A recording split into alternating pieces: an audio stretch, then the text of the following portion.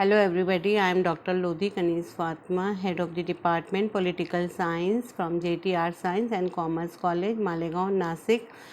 Dear listener, I welcome to all of you in my video lecture entitled Fundamental Rights. Fundamental rights बुनियादी हुकूक, ये हमारे हिंदुस्तान के दस्तूर या आइन जो है उसका एक अहम इम्पॉर्टेंट फीचर है. Without the fundamental rights, the person cannot develop his or her personality in society. These are the very basic rights. This fundamental rights we have derived from the USA Constitution. जब हमारा constitution बनाया जा रहा था उस वक्त हमारे father of the constitution ने फंडामेंटल राइट्स का कंसेप्ट जो है USA कॉन्स्टिट्यूशन से लिया. These fundamental rights are written in chapter 3 of the Constitution. ये हमारे कॉन्स्टिट्यूशन के 3rd चैप्टर में लिखे गए हैं from article 12 to 35. Now the classification of fundamental rights is into 6 categories. Number 1 is right to equality in article 14 to 18. Right to freedom article 19 से 22 तक के लिखे गए हैं. आर्टिकल 23 और 24 में राइट अगेंस्ट एक्सप्लॉयटेशन का जिक्र किया गया है.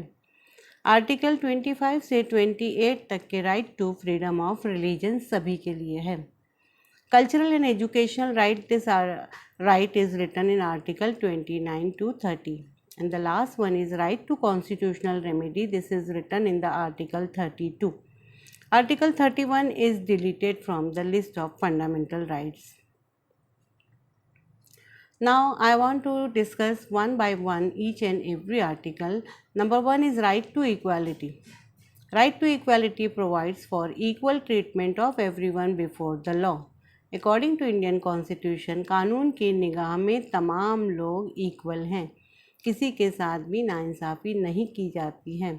It prevents discrimination on various grounds, treats everybody as equal in matter of public employment, and abolish untouchability and titles such as Sir, Rai Bahadur etc. Right to equality के मुताबिक हिंदुस्तान का हर शहरी, हर फर्द जो है वो मसावात का हामी है, उसे किसी भी ग्राउंड पर डिस्क्रिमिनेट नहीं किया जाता है. पब्लिक प्लेसेस पे सभी के लिए जो है फुल अपॉर्चुनिटी रहती है, कोई किसी को जो है मना नहीं कर सकता किसी भी पब्लिक प्लेस पर इंजॉय करने में, चाहे वो जो है टेंपल हो, मॉस्क हो, चर्च हो, या जो है रिलीजियस प्लेसेस में आते हैं ये सब, और या तो फिर जो है गार्डन हो. हर एक के साथ जो है म्यूज़ियम हो, गार्डन हो, लाइब्रेरी हो, हर एक को जो है इक्वल एंट्रेंस दिया गया है.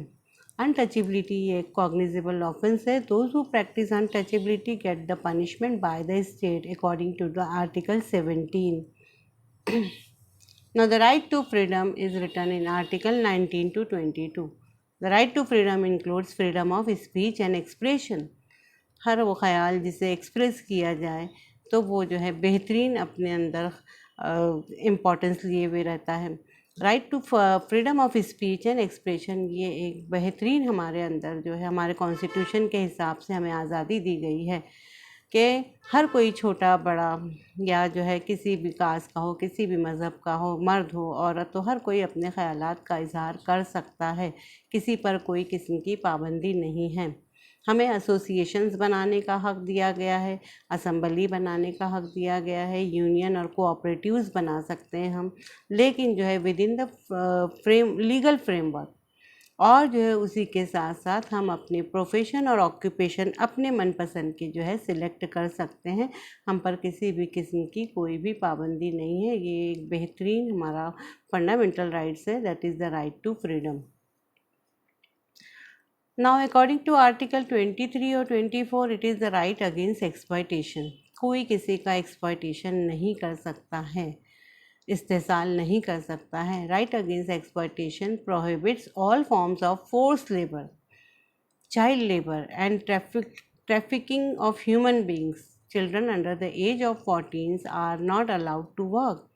आप ये देखेंगे कि हिंदुस्तान का ये बेहतरीन आर्टिकल जो किसी का भी एक्सप्लॉयटेशन इस्तेसाल होने नहीं देता.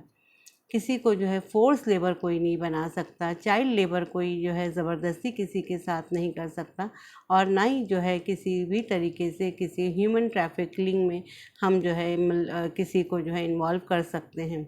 बच्चे जो हैं 14 साल की कम उम्र वाले हर किसी बच्चे को जो है तालीम का हक़ है। कोई किसी को जो है मज़दूरी नहीं करवा सकता है। अगर कोई जो है 14 साल से कम उम्र के बच्चों को जो है किसी भी हज़ार्डस प्लेस पर जगह काम देते हैं या जो ऑर्डिनरी काम भी देते हैं तो उनको पनिशमेंट स्टेट की तरफ से मिल सकती है।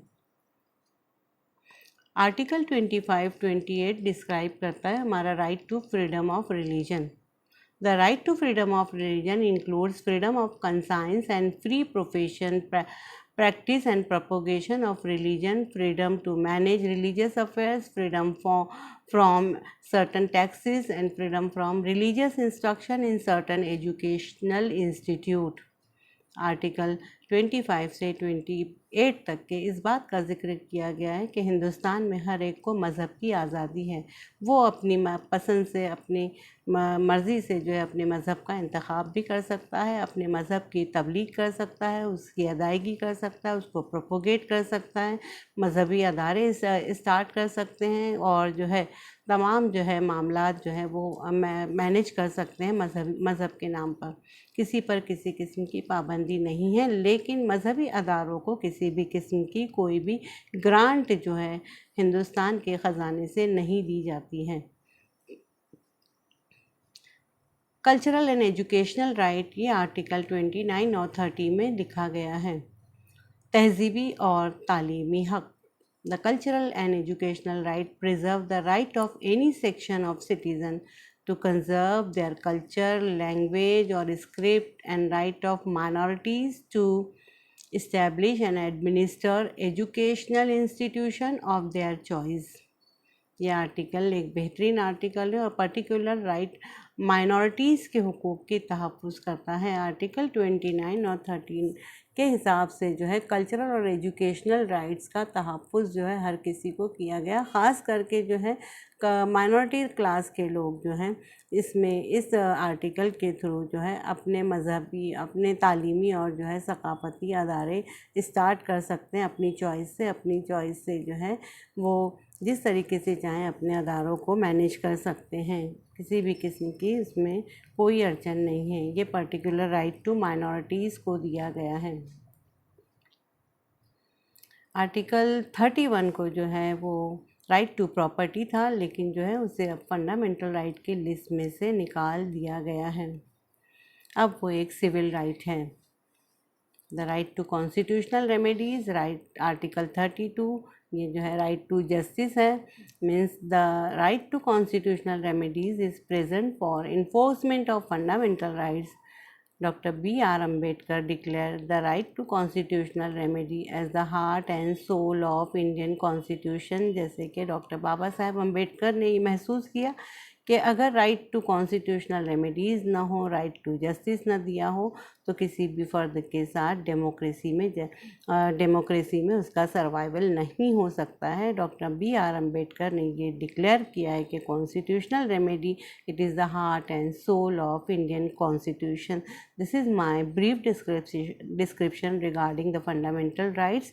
Hope you get some benefit from this lecture. Thank you very much.